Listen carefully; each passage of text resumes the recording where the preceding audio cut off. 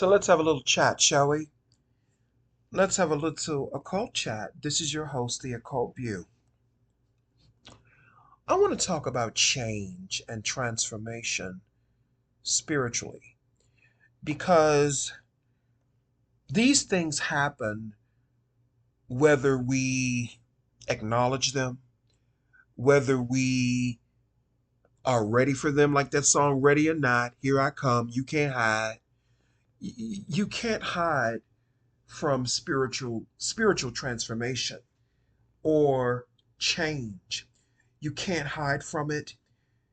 You can't really delay it. I mean, you may be able to delay it, but you won't be able to delay it for long. And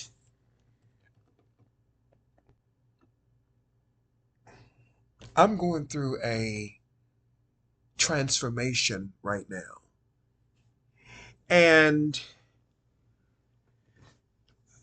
when you reach a certain stage of your transformation, there are going to be so many challenges and distractions.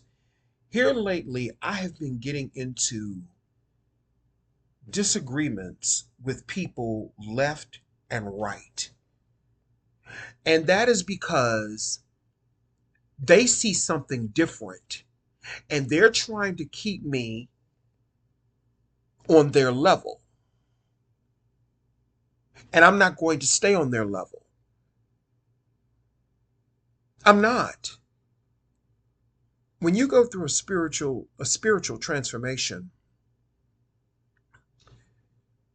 I'm learning that even though people may try to throw a monkey wrench in your progress or that process, you have to remain focused and you have to remain determined to not get thrown off your course by silly, ignoramus, ignorant, bottom feeding, graveyard scavengers, is what I call them. And I call them graveyard scavengers because I put them on the same level as a rat.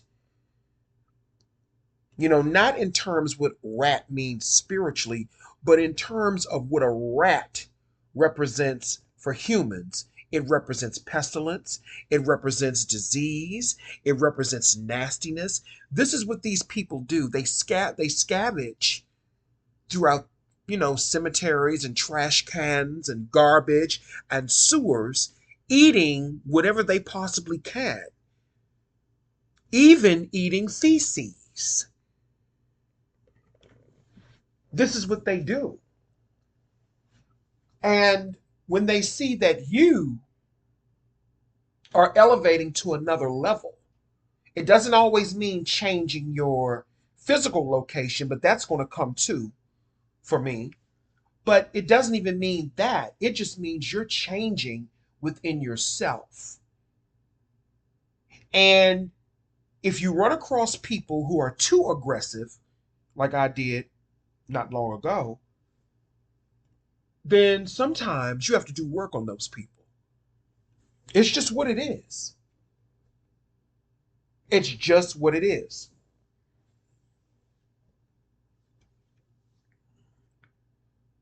So I'm in the stage of change and ending right now. I'm up under the ninth dimension frequencies. Let me say it that way. And that is in the frequency of change, death, new beginnings. And that is where I'm at. Not physical death, but rebirth. Let me say it that way, rebirth. Death of the old to bring in the new. And that's why I've really changed a lot. And people keep trying to keep me in the old, but they won't be able to do that. And what's going to happen to those people that keep trying to interfere in, like I told you all, I always tell you, people who try to interfere with your spiritual progress, they end up one or two places: a dead or a dead. It doesn't always have to mean physical death. See, that's people don't that's people don't understand that. Dead Death does not always mean physical death.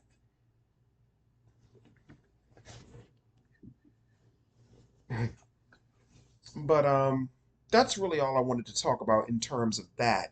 So if you are under, those who know, they know, if you're going through that change, I'm not talking about menopause or menopause, I'm not talking about anything like that. I'm talking about a spiritual change. And periodically we go through these things in different stages in life.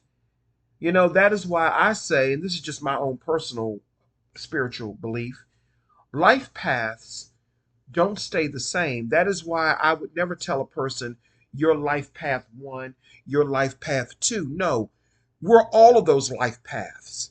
Because at some point, you're going to be life path one again. At some point, you're going to be life path two again. I'm getting ready to be into it. I'm going into a new beginning. So I have to prepare my mental for that. And that even means digging up old stuff that I need to release.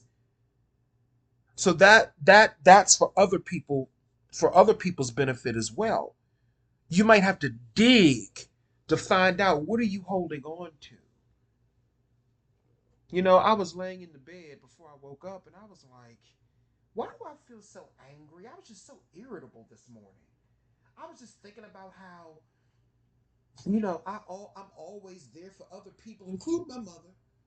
But when I ask people to do stuff for me, if I ask somebody to do the simplest thing for me, they hum and haw, they can't do it. And I'm talking about family. That's why I don't really believe in family in terms of blood. Because relatives and family are something totally different. And see, that's all part of the spiritual awakening too, because you're going to find that you're going to become disgusted with the ways of the world. Not in biblical terms, but when you look around, you're going to want to retreat into self. I don't care anything about no relationship. I don't care anything about being alone. I respect, not respect, but I really cherish my alone time. I cherish being by myself. I cherish that. It's not about being lonely. I mean, we're human. We all get a little lonely sometimes. But I cherish being alone. I cherish my privacy. And the more and more I look at the world, I want to disconnect from the grid and I want to go off and live in a rural, undocumented place where I don't have to deal with no whole bunch of niggas. I ain't got to deal with no whole bunch. When I say niggas, I mean people in general. You know what I'm saying? I don't have to depend on nobody for nothing. That is what I really see in my future. To me, that is peace, that is heaven, that is harmony. That is what I desire. I will have enough, if I finances, I guess you can say, enough wealth, not to go around, profiling, but just so I can take care of me and maybe the few people, the few that will be in my orbit. Now let me clarify. I'm not trying to be no cult leader or nothing like that. You know what I'm saying? Everybody has the right to progress on their own, and that is why I do not like a cult or even a religious, mentality. Because I think it hinders spiritual progress.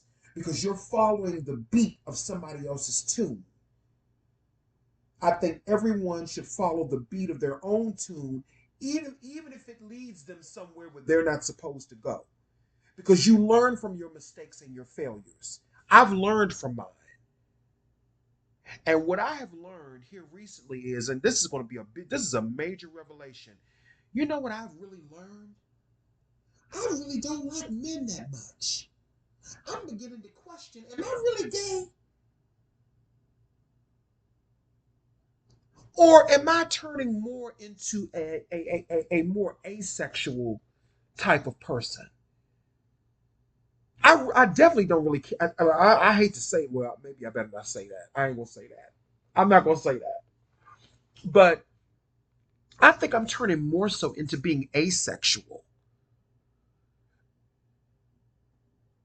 because I'm just not turned on. I'm just not interested. What the hell was that noise? Anyway, I'm just not. I'm just not interested. That's a horn. I'm just not interested in relationships. I'm not. I'm just not. I'm interested in spirituality, magique, and those types of things. And I'm connecting with myself. So therefore, there is no room for anybody else. I'm still gay, y'all. I was just saying that I was being facetious when I said that. But I'm still attracted to men, but I'm not attracted to their ways. They have ways of the world. Let me give you an example of what I'm talking about. There's no passion even in even in sex, it seems like anymore. People are so methodical and robotic, even when it comes to sex. And they have turned intimacy and sex into another way to brutalize people, to abuse people, and to control people. I mean, I don't want to flood my channel about this monster called P. Diddy, but look at what's going on with him. He weaponized something that is supposed to be beautiful between two human adults, whether it be a man, a woman and a woman, or a heterosexual couple. Sex is supposed to be sacred between two consenting adults. But they have even found a way to weaponize that. They've even found a way to weaponize that now. So now you can't even, really and truthfully, you can't even enjoy sex no more.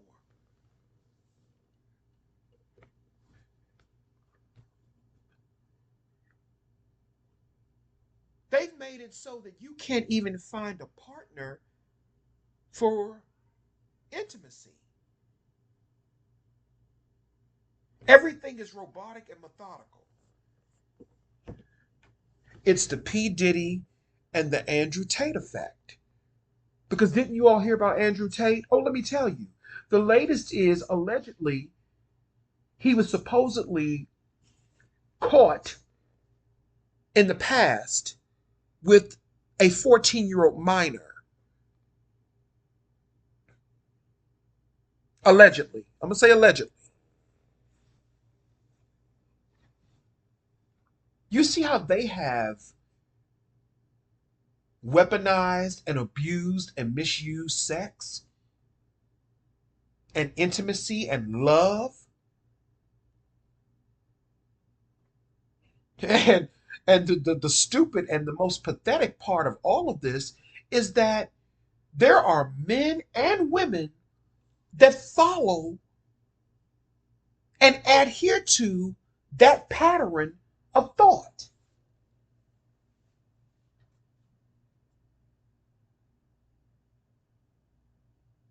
It's crazy.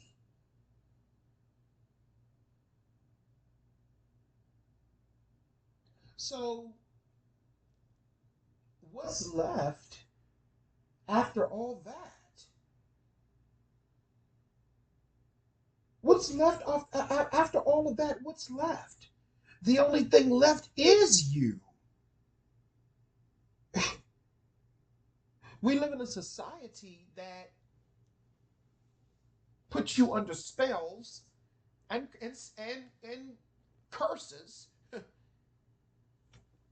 that reinforces subconsciously that you're not worthy of love.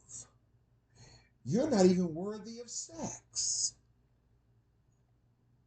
And they have eradicated, mutilated, destroyed, humiliated, and symbolically castrated all of the masculine, manly men, including the gay ones or the bisexual ones that are openly bisexual and are respectful and truthful. They have eradicated all of those types of men, and they have replaced them with all of these effeminate men who are pretending to be heterosexual. It's like the invasion of the body snatchers almost. Who are these people? And then they have women who are going along with this madness.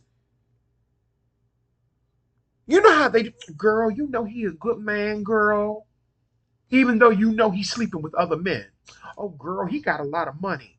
Yeah, but he is clapping his cheeks behind the scenes for another man, making his ass clap. But you're telling other women he's a good man. You're setting other women up for energies that they're not supposed to be in. The Puff Daddy effect, right? I'm just pointing things out. So after all of this turmoil and all of this, abuse, what do you have left? Your spirit. You move all that shit out the way. And what do you have left? Your spirit. I'm going to tell you all something. The only man that I've ever loved was my friend Christopher. And Christopher has been on my mind. And usually when he's on my mind, it's because he has something he's trying to come through and tell me about.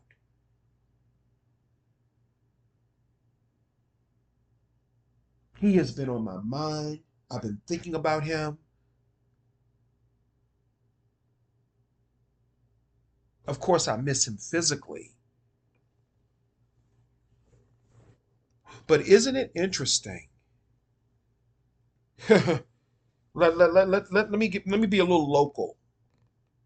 Isn't it interesting that the person who took the council seat that Christopher originally was supposed to be in, which is Trayvon White, the council member that is going through prosecution right now, federal prosecution, for receiving bribes, wild financial bribes, while being a person sitting on the seat of council. See, that council seat was supposed to be Christopher's, but they finagled it away from him, which sent him into a downward spiral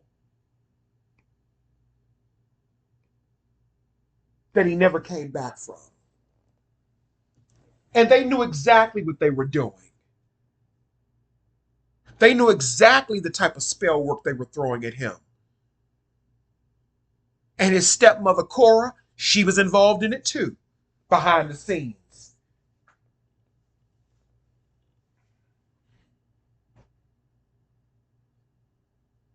But isn't it interesting how now a lot of them are getting their karma?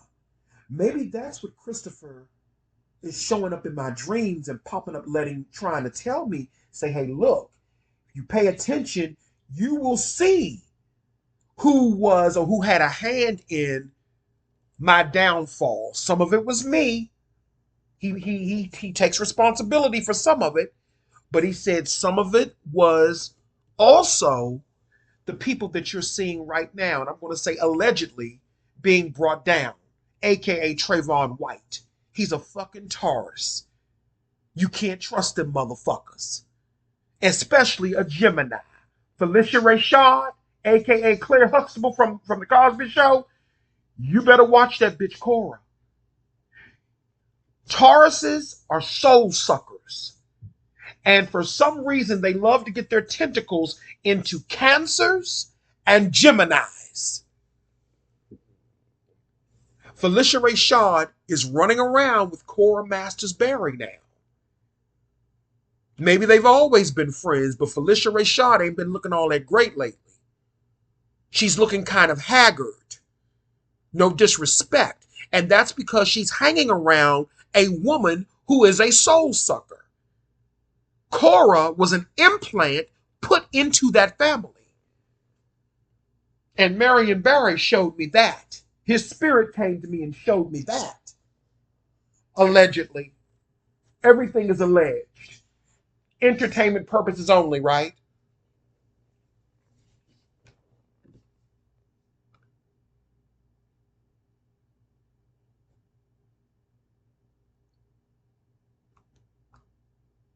But this is what's happening in the world.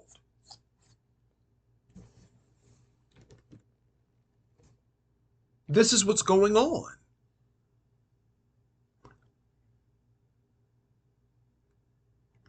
Cora is one of those women who would be silent and watch another woman go down. And all of those women that support her are just like her. Allegedly. That is why if I see any women in politics that let Cora hang up around them, you know, let me tell you this. You know something ain't right with her because she is connected to the Clintons. We all know how crooked they are.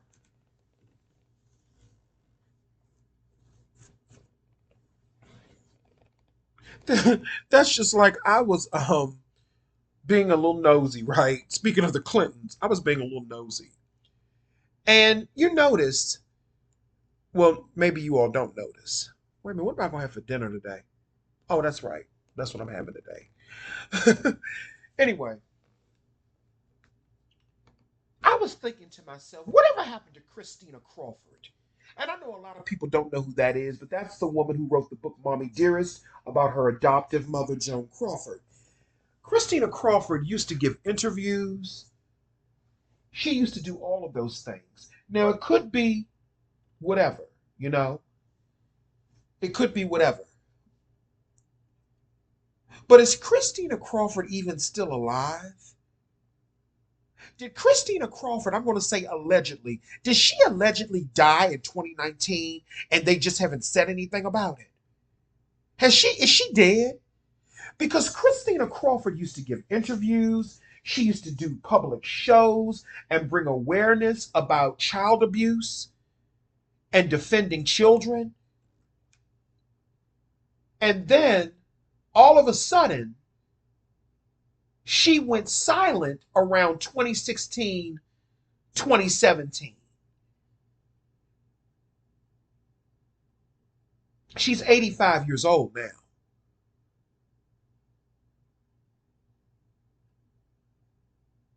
But I read something about her that raised my eyebrow. Christina Crawford is also connected to the Clintons. And I didn't know that. She helped in, or she was a part of Bill Clinton's presidential campaign in 1992. And I said, really? I said, Christina Crawford is connected to the Clintons? So if Christina Crawford is connected to the Clintons, then is it safe to assume that Joan Crawford was also connected to the Clintons?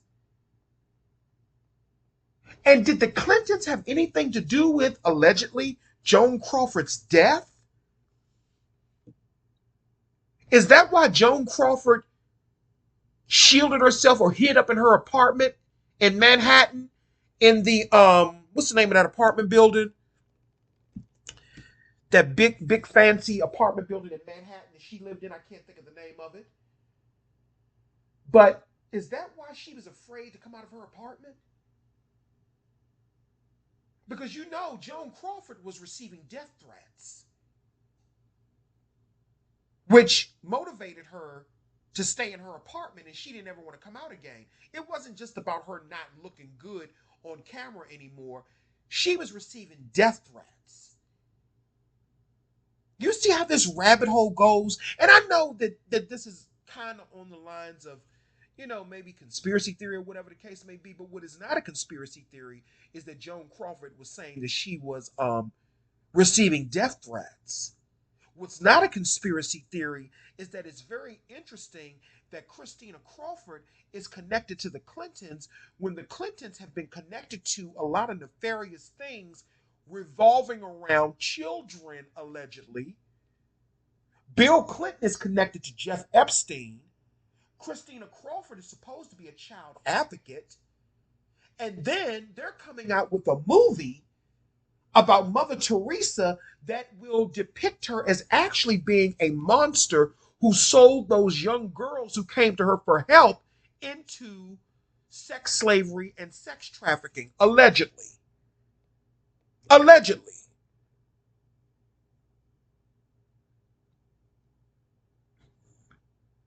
But all of these people wear masks. They wear masks. They're put in place for us to worship them. Not me, because I ain't never worshiped them motherfuckers. They're put in place for us to worship them, for us to admire them, while we ignore our own spiritual journey and progress. We're sitting up here worshiping demiurges and fake gods and fake idols, including that one in that Bible, and I don't give a fuck who don't like what I'm saying. But we're not paying attention to our own heart, our own spirit, our own needs spiritually. We're too busy waiting for somebody else to do that for us, right? So I'm thinking about all of this shit because I find it interesting. I'm just an inquisitive person spiritually, and I like to solve spiritual mysteries. And it is such a mystery to me how Christina Crawford has disappeared. After 2016, she just disappeared. And on Wikipedia, and I know that's not a good source of information, but on Wikipedia, it says she doesn't even write books anymore. She stopped writing in 2019.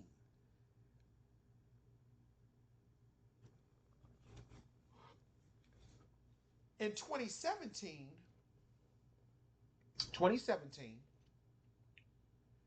they had that movie. Well, it wasn't a movie, it was a television series called Feud. A Ryan Murphy production.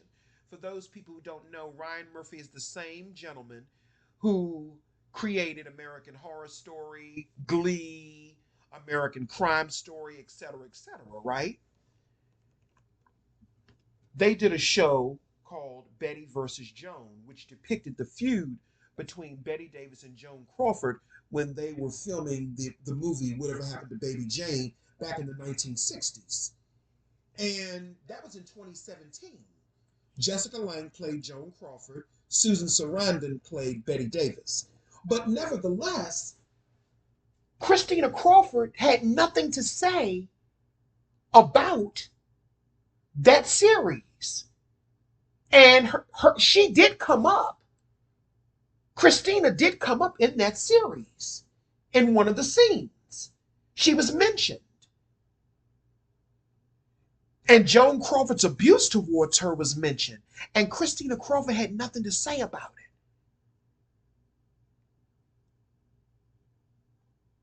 But the most shocking thing of all was that Christina Crawford is connected to the Clintons. The Clintons are connected to a lot of nefarious things involving children. And then you got Cora Masters Barry, who's connected to the Clintons as well. And she's also connected to having something to do with, child. Um, she has that tennis court over there for children and stuff like that, giving child or children fashion shows and stuff like that. I'm gonna say, I'm not putting her saying she's a child trafficker, but I'm just looking at everything in general and all of these connections. It's like connecting the dot. And to me, that is a form of spirituality as well. Connecting the dots. How all these people are some kind of way or in some way are connected to one another.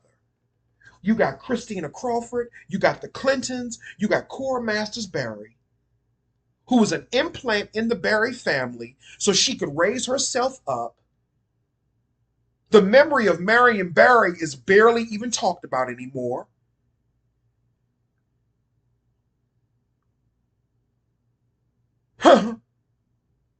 Then, when I further researched online, there were racist websites humiliating and attacking Christopher and attacking his father. But none of them said anything about Cora. And she was his last wife, Marion Barry's last wife. Isn't that very interesting?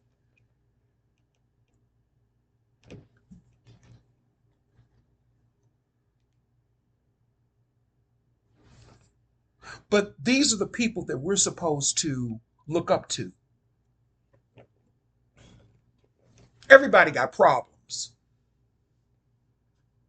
Everybody is subject to human problems, no matter what they could be.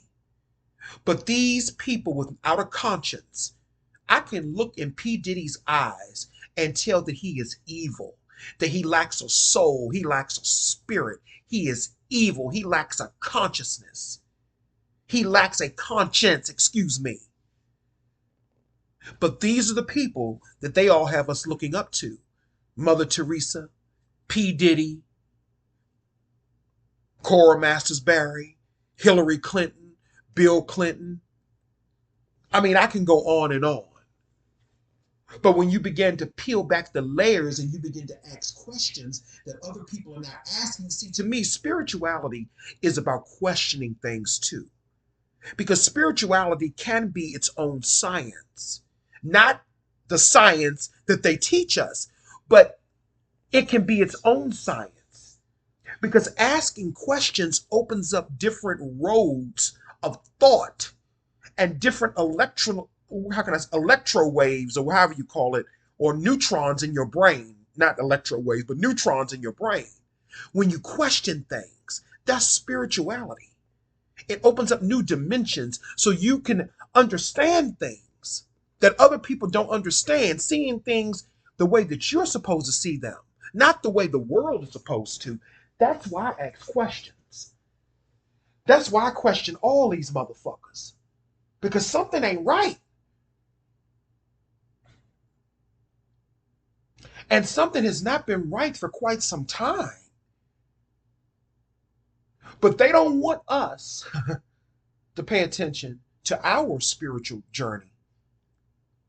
And they don't want us to question what's right in front of us. They want us to say, well, it's bigger than P. Diddy because that white man over there, he did the same thing. Okay. The shit that P. Diddy is being accused of, you can't even Trump ain't even that bad. He's bad, but he ain't that damn bad.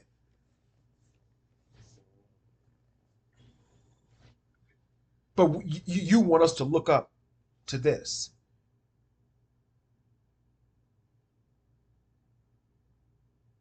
No questions asked.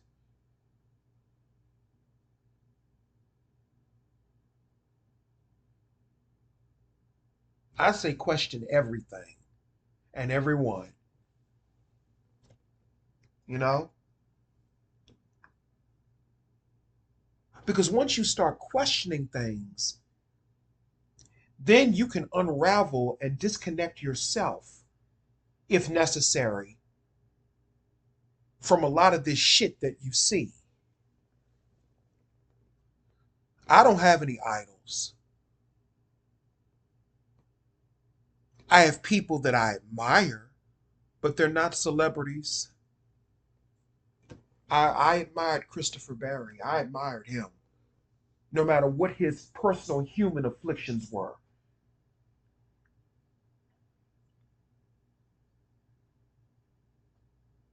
I admired him.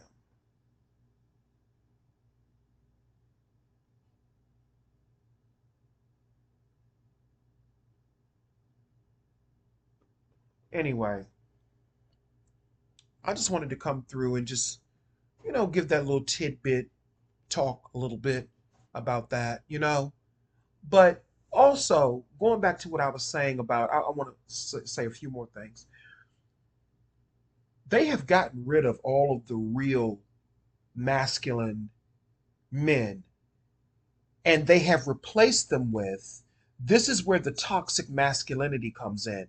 They have replaced masculinity with misogyny and toxic masculinity. And when you put toxic masculinity and toxic misogyny together, you get dangerous, effeminate men. Not femininity, but effeminate men. Effeminate is not the same thing as feminine energy. It's not the same thing. It's not the same force of the divine feminine. See, I am guided in balance from masculine and divine feminine energy as a gay man. You feel what I'm saying? Someone like P. Diddy is, he is a form or an example of effeminate energy because he vibrates on the frequency. See, people don't understand the vibration of toxic misogyny and toxic masculinity. And a lot of these men who they have presented as heterosexual or straight, they're actually effeminate, dangerous, damaged men. And they have spent their lives destroying and damaging women. This is what they do because they want to steal that divine feminine energy from the woman. And when they realize they can't do that, they create their own lower vibration called effeminate energy.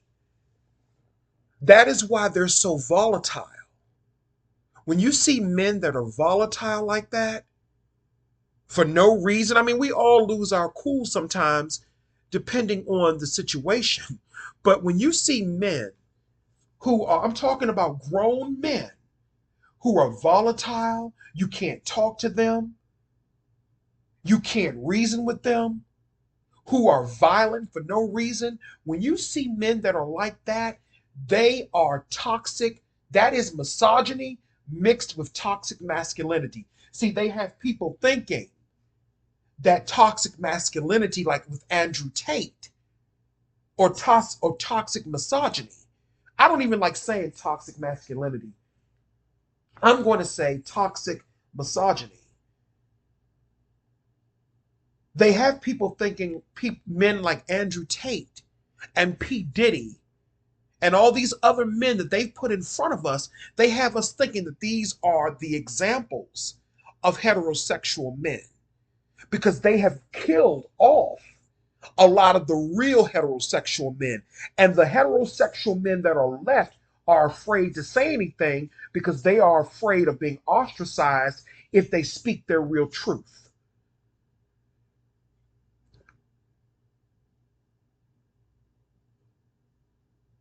It makes me really wonder some things. And I hate to even bring him into this, but it really makes you go back to Bobby Hemmett and what really happened to Mr. Hemmett with that stroke that he had. It really makes you think. I mean, I've heard all types of, I've heard that some Paulos threw some work at him. I've heard that it was even somebody right here on YouTube whose name I won't name because I like this practitioner. It's a man. I like him.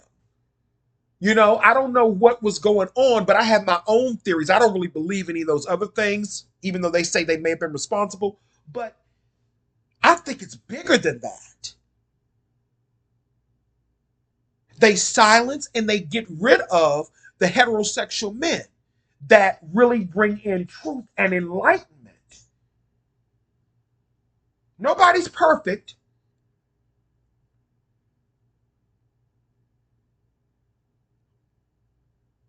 Nobody's perfect. But it just makes you wonder. And then they replace them with these weak, effeminate men. Nobody has respect for a P. Diddy or an Andrew Tate. Nobody. Not for real, for real. We're talking about in the real world, not in the cyber world. I don't care how much money they have. Because contrary to popular belief, and I'm only speaking about real heterosexual men, gay men, we are not your enemy. Real gay men. I'm talking about real gay men. I'm not talking about, the confused or the effeminate or the imbalanced. I'm not talking about perversion or trying to get you into bed and turn you gay. That is perversion. That's not what I'm talking about. I'm talking about looking at a man and saying, that is a cool guy. The girls like him. He's a nice guy. He'll help out anybody. He's cool. He's nice looking. That's a nice guy. And I really respect him. He is who he is. There is no in between. That's what I'm talking about. Real gay men, we respect real heterosexual men. We don't respect effeminate men. There's a difference. And a lot of times as gay men, I'm gonna keep it real. A lot of times as gay men, myself included, we end up fucking with a lot of these effeminate, confused men who are imposters. They're not real heterosexual men. Because like I told you, and I'm gonna say it again, for men like Andrew Tate and P. Diddy, ain't no real woman gonna put up with you doing that shit to them. Ain't no real woman gonna put up with you talking about go in the kitchen and cook. You can do that. You can say that to another man. Because like I said, my boyfriend, even though he tries to pretend like he ain't my boyfriend sometimes, but he's my man. He can play whatever game he wants, child. Allegedly. He can come in the house and say, you feel like making some chicken nuggets, I'm hungry. He can say that to me because I'm a man. And men, we can talk to each other in a certain way. But you can't be telling no woman, go in the kitchen and cook food. You can't talk to no woman like that. Not no real woman. You can't be snapping your finger, go in the kitchen and cook. That is not the actions of a real heterosexual man. Bullying is not a real act of a heterosexual man. Or what you all call an alpha man, even though alpha can be debated. Because there was a guy that tried to break that down to me, but I forgot what he told me. But he was saying he is not an alpha man because there was a reason why he said that. You can't be talking to no woman like that. And that's what Andrew Tate said. He said he would tell his woman, shut up and go in the kitchen and cook. You can't talk to no woman like that. You can't even talk to no man like that. Like I said, my friend, sometimes he'll come in and be like, you feel like making some chicken nuggets? Because he likes chicken nuggets. You feel like making some french fries? He don't even ask. But because I'm a man, we can talk to each other like that. You can't talk to no woman like that. That is not acceptable. And no woman is going to tolerate that. You see all this spell work they've been trying to put on people, trying to confuse people, make people think something is this way, having you all thinking that real gay people are crazy and just out of pocket because of all these other gay people that they have in social media who are not real representations of real gay people. They are effeminate and ritualized. Heterosexual men, real heterosexual men, have a right to have a voice. And I don't give a fuck who gets mad about me saying that. They have a right to say, I don't like this. They have a right to say that, just like I have a right to say, well, I don't like you. They have a right to say they don't like me. That's fine. I don't give a fuck. I'm just saying. The problem comes in is when people try to degrade, humiliate, and dehumanize people. And real heterosexual men don't do that. Those are actions of weak, effeminate men. Because let me go back to this analogy. The harder they are, the quicker they are to spread their cheeks. The harder they act, the quicker they are to spread their cheeks. I could tell you all story after story after story. Men that have body counts, meaning that they have unalived people who couldn't wait to get on their knees and give me fellatio. Hard men from Baltimore, okay? While I'm dressed up in drag. They couldn't wait to get on their one, couldn't wait to get on his knees to give me fellatio. And this dude, he got bodies. He has unalived people.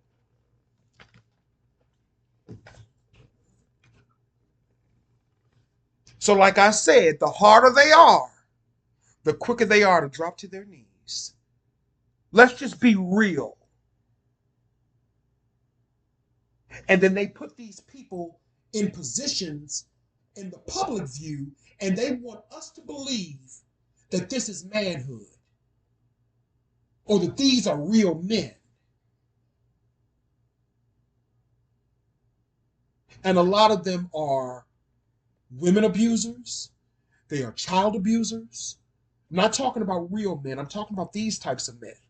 Look at all of the allegations coming out about P. Diddy and Andrew Tate. I'm going to keep repeating that. Look at the allegations that are coming out about them. And those are just two of them. That's just two. Anyway, I've been here longer than I wanted to be. Go take your vitamin B12 or your vitamin D. Anyway, I just wanted to get that off my chest. And now that I did, I feel good. Have a good day.